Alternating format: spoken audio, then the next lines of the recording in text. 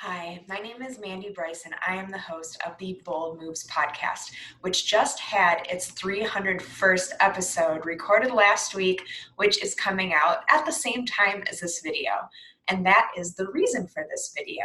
It is because I asked my friends and social media followers and Bold Moves podcast listeners to give me some questions for my friend Nicole to ask me in a tables are turned interview where I'm the guest on my own podcast.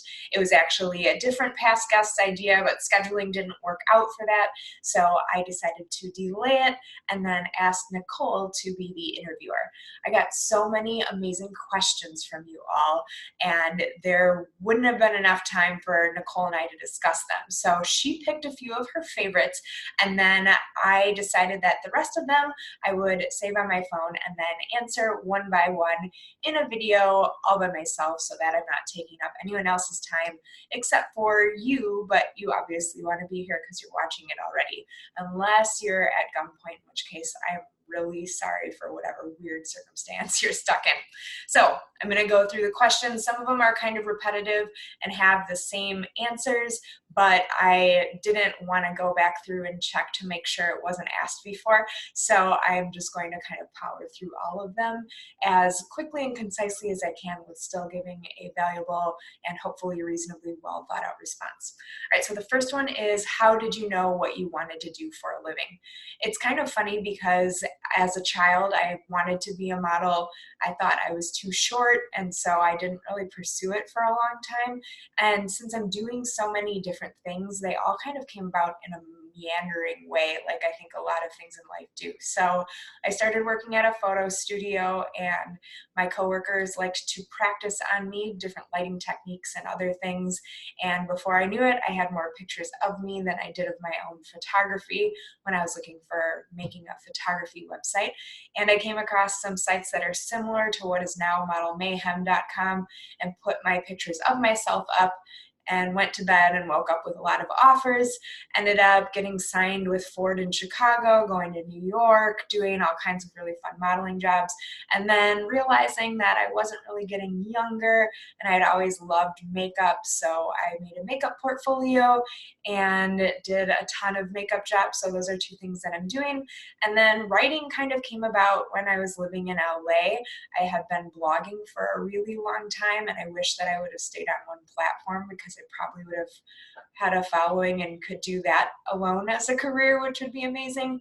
But I didn't. I switched platforms all the time and don't have as much to show for it, but at least it was good writing practice. And there were some times in LA where I did a lot of random things to make money to be able to pay my bills. And a couple times that was ghostwriting articles. And then I just started looking for more of that because I really enjoyed being able to do that in my pajamas on the couch or in a coffee shop or anywhere in the world that I would be. So that is the short answer of the three main things that I do to make money now. And I hope that was satisfying for you. All right, the second one, what should people know about the real life of modeling? That one Nicole and I talked about, so I don't have to do that one here. Okay, number three, what is difficult for you? So many things. I have anxiety and depression, so a lot of times the really simple things like that take 2 minutes often seem like insurmountable tasks. So sometimes pretty much everything falls into that category. But I would say that something that I am working on the most right now is asking for help when I need it. And that can be for big things or small things like carrying a bunch of stuff. Tommy has laughed at me before because I will load myself up like a crazy person as opposed to asking him to help me. Saying that sentence is also difficult for me. But yeah, so just realizing when I need help and then realizing that there's strength in asking for help as opposed to it being a weakness are some major things that I'm working on right now. Next, where lies your passion to host your own podcast? This is kind of a funny one. I used to have a video that I used to put out 2 short videos a week from Periscope and Facebook Live, and I've kind of shied away from doing that.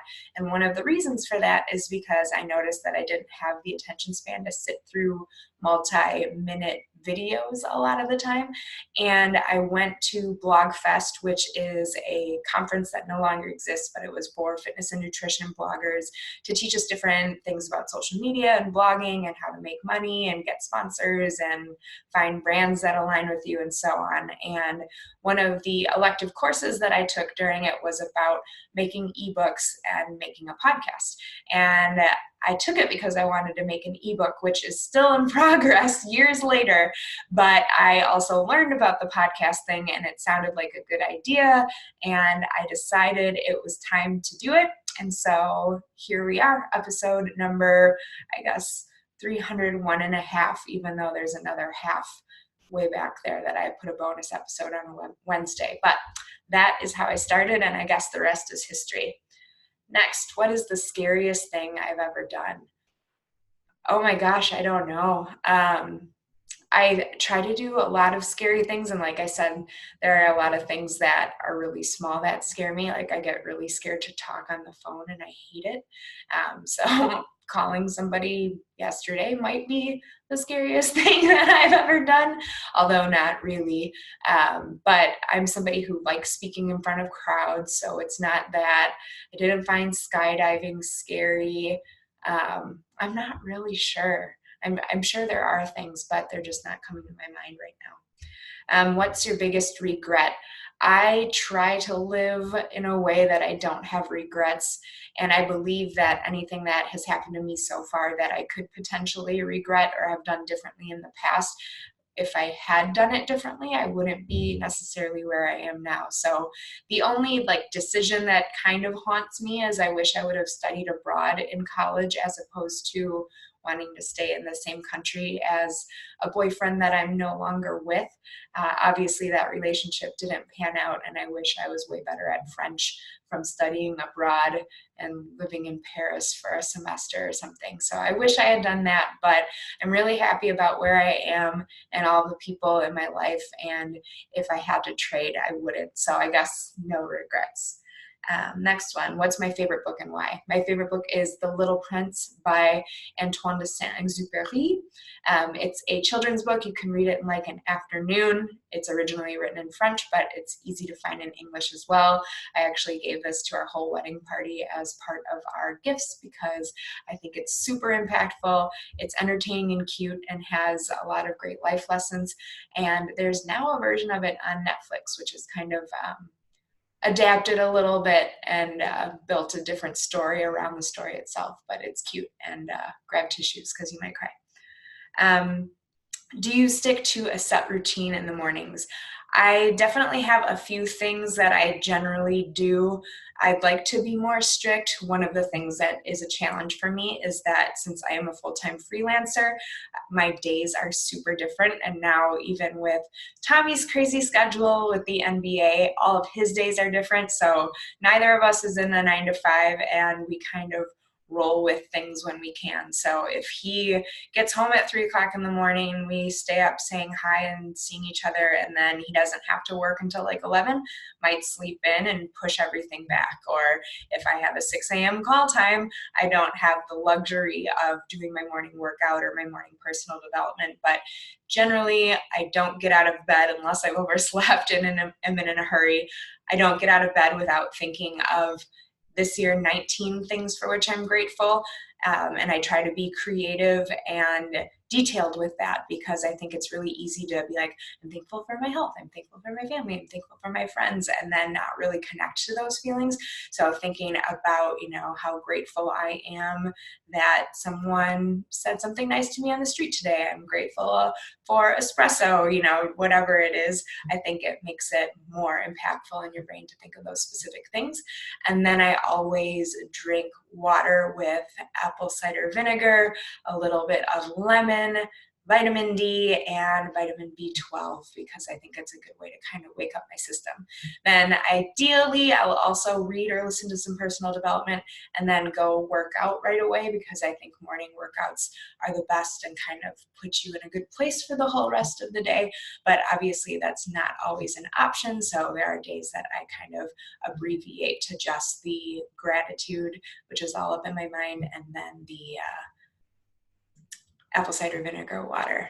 And then I also too use a planner that I love. So that would be the next thing after the workout is my 90X goal planner. All right, next thing, favorite music.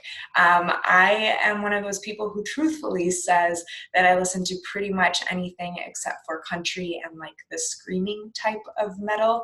I would say that I am partial to 90s hip hop and rap and R&B, as well as classic rock and then fun 80s, 90s, early 2000s.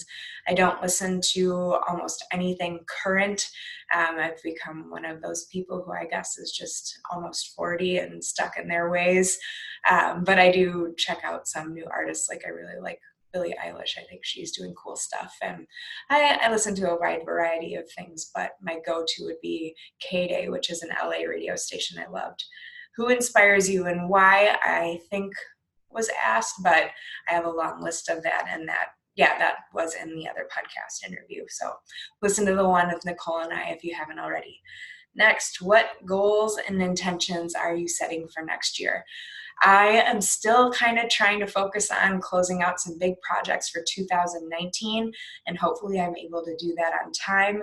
And then in 2020 is going to be all about preparing both physically and financially for little baby Brice's. So I'm hoping that by mid-year or at the very least the end of the year, I have enough consistent income to work remotely so that, I'll only be taking the photo shoot jobs that are paying enough that makes it worth it to get childcare here. And then I also want to make my body as healthy as it possibly can for when we start trying to conceive so that, I increase my odds, especially as someone nearing 40. I want to have the healthiest pregnancy and healthiest baby or babies that I possibly can. So that's the main goal for 2020. Let's see, what book have I read that is most inspirational for you? So I really do like The Little Prince, but I also love You Are a Bad ASS at Making Money by Jen Sincero. It is really eye-opening. It has great tips about money, but also great tips just about life. So I highly recommend that. And I also have a link down below to all of the other book recommendations by my past podcast guests that you can check out. Have you had an amazing mentor in your life and what have they taught you? So I think that's the one that was actually from my podcast with Nicole, but people who inspire me, I think it's pretty close. But actually I'll go back because for people that inspire me, I really need to say my husband because he just does such cool things with deciding exactly what he wants and taking a straight, direct, incredible, hardworking path to get there. So from deciding he wanted to be on the Marquette basketball team and walking on there, getting all of these amazing physical therapy certifications and, education, and then now hitting his dream of being in the NBA, I think is super inspiring. So I love that. If you could send a message to your older self, what would it say? This is such an interesting concept because I feel like I've thought so much more about thinking back to my younger self and what I would say. I don't know. I mean, I feel like we can say messages to our older selves by just like writing something in an envelope and saving it for them. But I guess I would just try to remember the different things that are tough now, but will feel amazing later, because that feels like something that could maybe slip your mind. Because I obviously don't have wisdom now that I won't have then, because I'm hopefully improving and getting wiser as I go. One of my favorite movie genres and why is the next question. And I am definitely fond of comedies because I love to laugh. I'm kind of particular about it though. Like I like them just stupid enough, but not so stupid that I'm just staring at the TV. So it's nice to just kind of get your mind off things and laugh. So, like Will Ferrell comedies are kind of like my sweet spot where it's still kind of dumb, but like not that dumb. That's what I like. All right. How did you start doing makeup? I pretty much already answered that. I was doing it on myself and other models during shoots a lot, and then decided to just pool my resources of the photographers and models that I knew and built a diverse portfolio, and then just kept getting more and more jobs. One product that I can't live without, that changes so much, but I would have to say now that, like, assuming that it was a makeup product they were asking for, so assuming that skincare is off the table, I would say mascara is probably my most important makeup product, just because I feel like it's one of the things where if I'm wearing almost no makeup, I'll have mascara on. And it's also something where if I'm doing makeup either on myself or someone else, and I'm getting a little creative and trying something dramatic, I often feel like I hate it until mascara is there. Like, I'll be like, this looks so weird. I screwed up. I'm going to have to wash this off and start over. And then I pop on mascara, or if it's more dramatic, false lashes. And I'm like, oh, wait, no, that was good. All right. So I would say mascara is a big one for me. What got you into doing a podcast in the first place? I answered. What keeps you motivated with your podcast? That one's tough, especially to answer after such a long break, because I just wasn't motivated for a while to do it. And I think I just needed to like chill for a bit. But I would say the fact that I get to talk to so many inspirational and motivating people is huge for me, because every time I interview somebody, I learn something. Even if I go into the interview and think like, oh, I don't feel like doing this right now, but I'm just going to do it anyway, I'm always glad that I did, because when I'm done, I'm on fire and ready to take on the world. So that's part of it. I would say another part of it is having systems in place that kind of make the whole process easier. When I was first doing the podcast, like the first probably 30 episodes or so, I was doing it all by myself and reinventing the wheel over and over again. And now I have a system, and I have a VA who does a lot of the editing and tech stuff for me. So it's really simple that people fill out a form. I have all their information, which I forward to my VA. And then I have a system for scheduling, and I have an email that I can copy and paste. And so I just made it as easy for myself as possible. And then it just kind of runs itself once you get into the groove. It's just a matter of now I'm going to be getting my groove back, if you will. So that was that one. My best relationship advice. I think that honesty is key. But for me, where that gets tricky is being honest with myself. That is something that I struggle with, where I'll get caught up in my emotions and not always realize that I have a reaction to something. So self-awareness, and then parlaying that into sharing openly with your partner, I would say is where, like, me not doing that is where challenges have come up with Tommy and I. So if you it's going to be different from person to person, because obviously every person is different, every couple is different, and that's going to mean a whole different set of struggles. But for me, that's something that I'm working on to make things better. I would say the rest are kind of cliche things, which a lot of times things are cliche because people are saying them over and over, and they're saying them over and over because it's true or it's good advice. So, be honest, open communication, be a teammate, be supportive, give 100%. It's not 50-50, it's 100-100. And I think it's also really important to laugh, like, all the time, have fun, because I just can't imagine life without laughing at either myself or at Tommy pretty much many times a day. Let's see next. What is your biggest dream that has not yet come true? Oh, that's kind of a sad one, but I like that there's hope still. Like, it didn't come true. It has not yet come true. I would say it's this whole like preparing for 2020 and babies thing that I'm working on. Is I still don't feel like I'm necessarily successful in this space, because I'm sure it doesn't help to keep moving around, but there are still some times where I struggle with money and income from the different things that I'm doing, or, with makeup and modeling, a lot of the times you do a job and then don't get paid for up to 3 months for it. So without having a consistent income, I get down on myself for that. So I would say just like kind of having the consistent income and the desired lifestyle would be the big dream that I have that hasn't come true.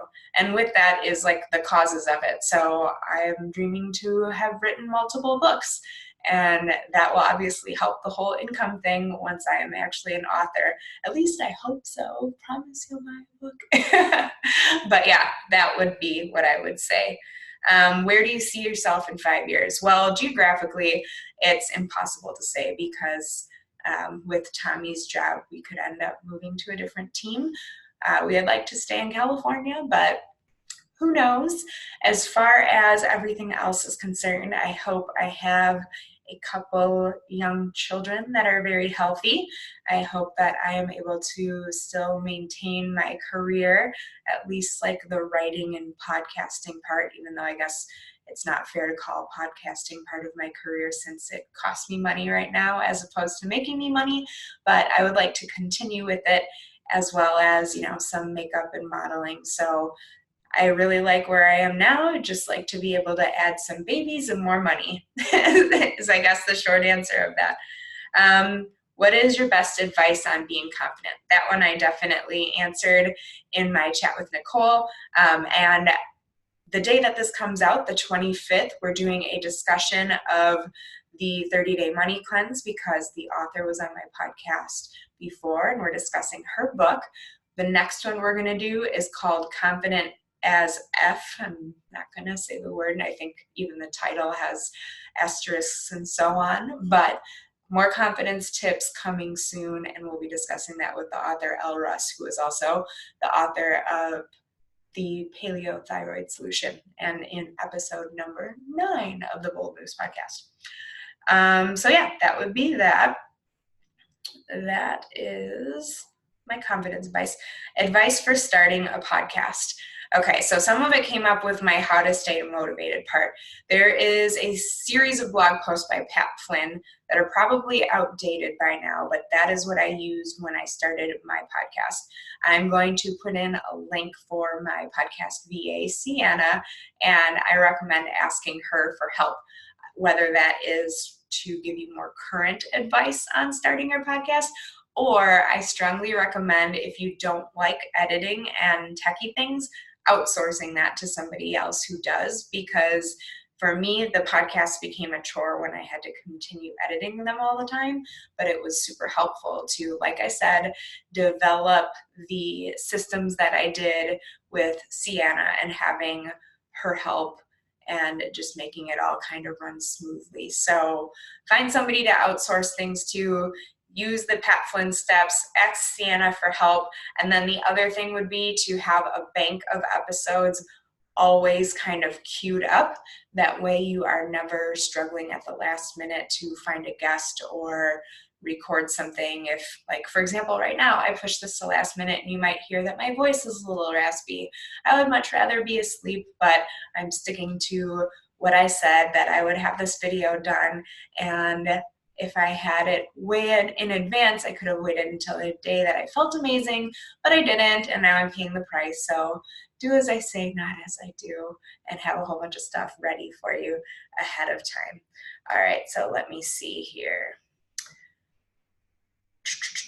Topics for conversations on my podcast. Okay, so since my podcasts are interview-based, most of my questions are asking the people about their lives. And then if they have different areas of expertise, I go into deeper questions about that and kind of just reply to the things that they're saying and ask deeper questions about that, depending on what piques my curiosity based on what they say. I'm thinking about actually using these questions and telling people to pick a number and go through those to add some more fun, random stuff in there too. But generally I ask, about people's stories and their goals and how they push past fear, because obviously since I'm piloting people who have taken big risks, the whole fear thing comes into play. So, and then I like to ask about what books people read. So that way, if you like what they like and they kind of vibe with you, then you can maybe like what they've read and learn from that. So I love that. What motivates me the most? I feel like I'm just sort of naturally motivated. So most of the time, I just have kind of it feels like this is what I'm supposed to do thing. There's definitely some days that I don't feel like doing anything at all. And honestly, scrolling through social media and seeing someone who's accomplished something I want to accomplish really motivates me a lot. Like, okay, that girl did this. That's amazing. If she can do it, I can do it. It's time to stop scrolling and move on. So it's different day to day. And a lot of times, too, music helps. But yeah, I would say that. Something surprising people might not know about me. So I think a lot of people know that I work out a lot. I lift generally 5 times a week on good weeks. I also usually try to include a HIIT workout and yoga in there. And obviously, depending on how the week goes, that's not always what I'm able to do. But in a perfect week, that's what I do. Um, but one thing that might be surprising to know is that in elementary school, the only bad grades that I ever got were in gym class, because I would show up to gym class wearing like leather boots and leather mini skirts in like kindergarten. And I was obviously inappropriately dressed to play any sports. And so that might be surprising that someone who's so into fitness now wasn't back in the day, like 30 years ago. I was wearing leather boots. Let's see. What do I do routinely to keep myself passionate and motivated about my work? So the things that I haven't said about that so far is that personal development helps me a lot. So listening to a good podcast or taking an online course really helps me like keep good things going into my mind and keep going. Advice for 20-year-old me. It's so funny because whenever I look back at old pictures of myself, like obviously as I age, I'm seeing changes in my body and in my face, and most of them I'm very happy with, but sometimes I go back and look at pictures from, when I was 20 and so on and think, oh my gosh, like had such an amazing body then, and at that time I was so self-conscious about so much, and I wish I could tell myself like, girl, in like 20 years, you are going to wish you had this body. Enjoy it while you have it. And that, of course, doesn't just apply to, physical things, but there are also things that, I could have been more confident about, and I wish that I was. So I try to remember that now and think, okay, in 20 years, I'm going to be looking at this time and wishing things were different. And so I'm trying to live my life to the fullest and remember that now. But of course, that's easier said than done. Next one is my best in spite of moment, where I was against the wall but became a victor as opposed to the victim. I don't have like a really great comeback story. I kind of searched my mind and didn't really find anything where I was really down. And I've mentioned before in a podcast interview that I feel like that's almost held me back a little bit because my life has been pretty comfortable and it's easy to just kind of coast when you're comfortable. To which the person I was interviewing smartly replied that also, while these people's motivating circumstances could help them a lot, they could also be much further along in life if they didn't have those things slowing them down. But I digress. The thing that came to my mind first when I read that question was actually a makeup job that I did last year. It was for this secret wedding of an Italian countess at Chateau Marmont. And I had forgotten to ask her if she had any allergies. I did her eye makeup first, and I had put moisturizer on her face. And her husband-to-be walked past and said something to her in Italian. And then she looked in the mirror and said, "Is my face red and blotchy?" And I looked at her face because I had been focusing on her eyes. And I said, "Yeah, it is." And as it turns out, there was dairy in the moisturizer and she was allergic to dairy. And I actually remained calm, even though while she was washing her face, she said, "This is literally the worst thing that could happen right now," which it isn't, but it was pretty terrible. And I would have been freaking out if it were me. But I just stayed calm and took control of the situation and ended up covering the splotches, and she was fine the next day, and she was happy and she looked beautiful and everything was fine. And it would have been easy to like freak out and cry or leave in the middle of it or something, but instead I just, relaxed and made through. And I would say that that is my best moment that I can think of that is like that. What fuels me the most, I think I've answered pretty much what motivates me. So that's like the same thing. Goal for 2020, I answered. How to get back up from a rough time. This obviously depends on how big of a rough time it is. I have a blog post, which I will link in the show notes for this and the comments of this YouTube in case you find it separate from the whole episode, of different ways to kind of get out of a funk. So if it's just a general funk and not something terrible that's happened that you have to solve, I think working out helps, going for a walk, getting moving, getting those endorphins going, listening to music, putting something positive in your brain, spending time with a friend, doing something just for the enjoyment of it, like watch a movie or read a book for fun. There's a really long list. I would say if it's something huge though, where it's very difficult, I highly recommend therapy for everyone who has the means to access it somehow, whether it's free or sliding scale, or if you have insurance. I think everyone could benefit from it, so I recommend that. It helps to have good friends to talk to, and journaling. There's so many great ways to get back from a rough time, so that's how I recommend. Advice for my high school self, I would say to place less emphasis on boyfriends at the time. So that kind of goes back to that whole preparing to possibly study abroad. And then I think the same thing that I said to my 20-year-old self applies as well. I had so many insecurities that kind of ruled me in high school, even to the point where I was really shy and it came off as stuck up to a lot of people. And people found out later, like, oh, I always thought you were stuck up. But I just kind of lived by the policy that if anyone wanted to talk to me, they would. And if they don't come up to me, then they just don't want to talk to me, which is obviously a terrible policy and didn't really get me anywhere. So I would advise myself to not have that policy. And then the same thing too, like I said, where, just embracing what's there as opposed to like thinking so much about like, oh, it's going to be better in college or it's going to be better when I graduate college, but enjoying the moment more would be great. Speaking of chronological things, my response to ideas that we should achieve certain things by a certain age. So kind of setting deadlines for ourselves, or society setting deadlines for us, like you should be married by this age, you should have your degree by this age, you should have X in the bank by this age, and babies by this age. For me, I got married when I think I was 36.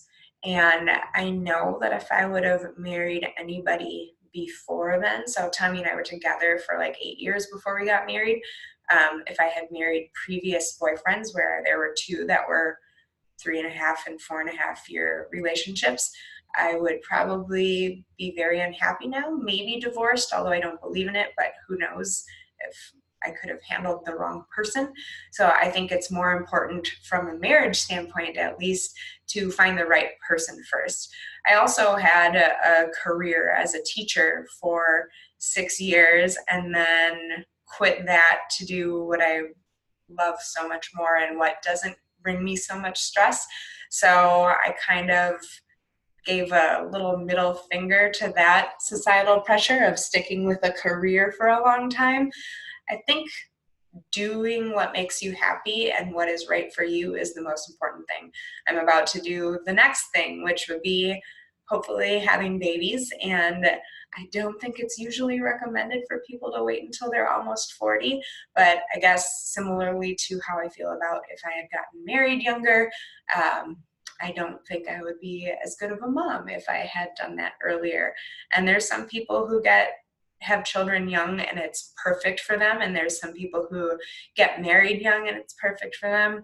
Whatever that is though, like that's different for everyone. And I just know with my maturity and with my desire to be selfless, once I'm a mom and selfish right now, it is better for me to wait. So I say, the most important thing is to honor yourself and the people around you and do right on those things, as opposed to some made up timeline, because that's really what it is it's made up. There's no rules governing those things aside from like waiting until you're 18 to get married. Let's see. What is my dream job? I have my dream job. I'm just doing it on a smaller level than I would like. So I would like to increase my output and increase my income. So put out more great content, hopefully do more photo shoots, but well-aligned photo shoots and makeup jobs, and then make more money as a result. So I have my dream job. I just need to up-level it. My favorite sport, thank goodness, is basketball, because I have been to so many basketball games, even just this season, and if I didn't enjoy watching it, I would be pretty miserable right now. So fortunately, my favorite sport is basketball. As far as playing sports, I don't really enjoy playing sports. I'm working on it and trying new things, but my favorite sport to watch is basketball. And the last question is for a defining moment in my life. And I think that there have been quite a few. Two of them that I'll share quickly. One of them is when I was riding in a car with Tommy very, very early in our relationship. And he was talking to me about how he walked on the Marquette basketball team.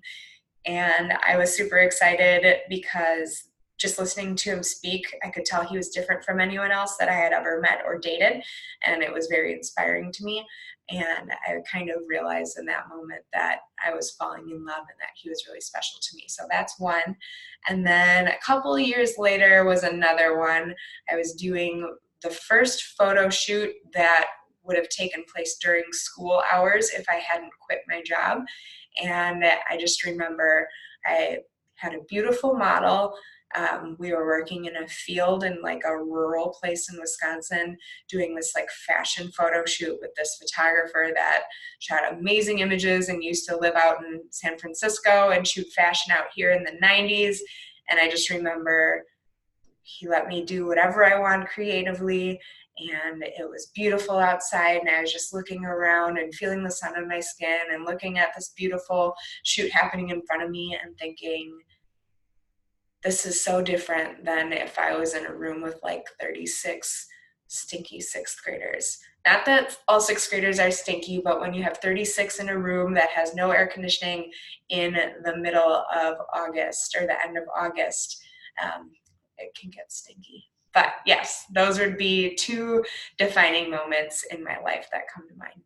All right, so that was quite a big selection of questions. I am not sure how long this video is, but thanks for sticking through. If you are sticking through, I know I mentioned the book club, Reading That Confidence book by L. Russ. If you're interested, make sure you are on the mailing list or follow my blog or social media or something so you know about that. And we'll do a live discussion with her later. But yeah, thank you for listening. If you have more questions, if there's something that you wish somebody else had asked and they haven't, please pop them in the comments, whether that's a comment on the blog post that this is embedded in, or if you found this on YouTube somehow, you can comment there. But thank you so much for watching and listening. Stay tuned for a bunch of awesome episodes because I did follow my advice and I have a couple guests recorded between now and the end of the year. And stay tuned for the other fun stuff like the books that I've been talking about writing forever. They'll be coming out. All right.